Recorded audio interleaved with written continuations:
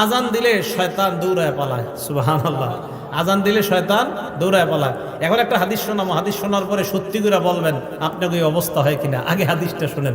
সহিহ বুখারী হাদিস নাম্বার 608 নম্বর হাদিস।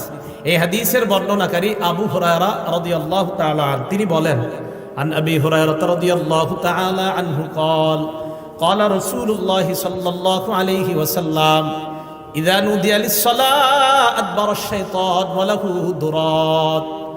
আজান যখন দেওয়া হয় শয়তান পিছনের রাস্তায় হাওয়া ছাড়তে ছাড়তে পালায়। সুবহানাল্লাহ। হাত্তা লা ইয়াসমা'আত তাযীন, এমন দূরত্বে চলে যায় যে দূরে গেলে আর আজান শোনা যায় না। এই জন্য মাইকের আজানের আওয়াজ যত দূরে যাবে শয়তান এই পরিমাণ দূরে চলে যায় যেন আর আজানের আওয়াজ শোনা না যায়।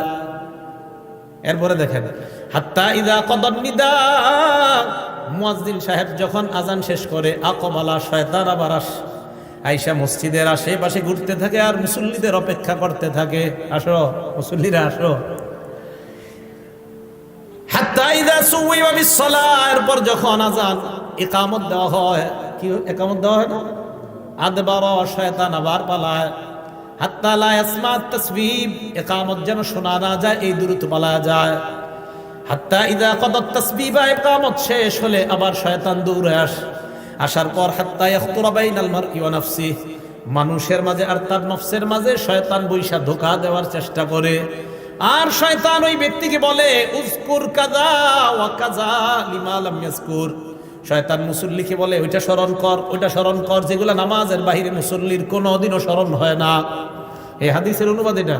শয়তান মুসল্লিরে কয়, এটা স্মরণ কর, ওইটা স্মরণ কর, লিমা লাম ইয়াযকুর, যেটা এই মুসল্লি জিন্দিগিতেও স্মরণ করে না নামাজে। যেমন আপনি নামাজে দাঁড়াইছেন, আপনার বয়স বর্তমানে 31 বছর 32 বছর, শয়তান আপনার বলবে, তুই যে 7 বছর বয়সে তোকে ডেঙ্গাটা দিয়ে হাঁটছিলি মনে আসেনি, আচ্ছা কি দরকার আছে এটা এখন মনে করানো? এইগুলা ফাউল জিনিস শয়তান আপনাকে মনে করাবে নামাজে। তো রাসূল বলেন, শয়তান আপনাকে বলবে, উযকুর কাযা ওয়া কাযা লিমা লাম ইয়াযকুর, তোমার এমন এমন জিনিস শয়তান মনে করাবে যেগুলো তোমার জিন্দেগিতেও মনে পড়ে না। এবার সত্যি করে বলেন তো এরকম জিনিস আসে কিনা নামাজে? নামাজে দেখবেন যত আজগুবি, আপনার নামাজে মনে হবে আমি যদি বিল ক্লিনটন হইতাম, আচ্ছা কি দরকার আছে আপনার এটা মনে হওয়ার? এইগুলা শয়তান আপনাকে নামাজে এরকম মনে করাবে। তো রাসূল আকরাম সাল্লাল্লাহু আলাইহি সাল্লাম বলেন, শয়তান আজান শুনলে পালায়। তাহলে বলেন তো, যে জিনিসের মাধ্যমে শয়তানকে দৌড়ের উপর রাখা যায়, এই আমলটার নাম কি? আজান। সবাই বলেন এই আমলের নাম কি?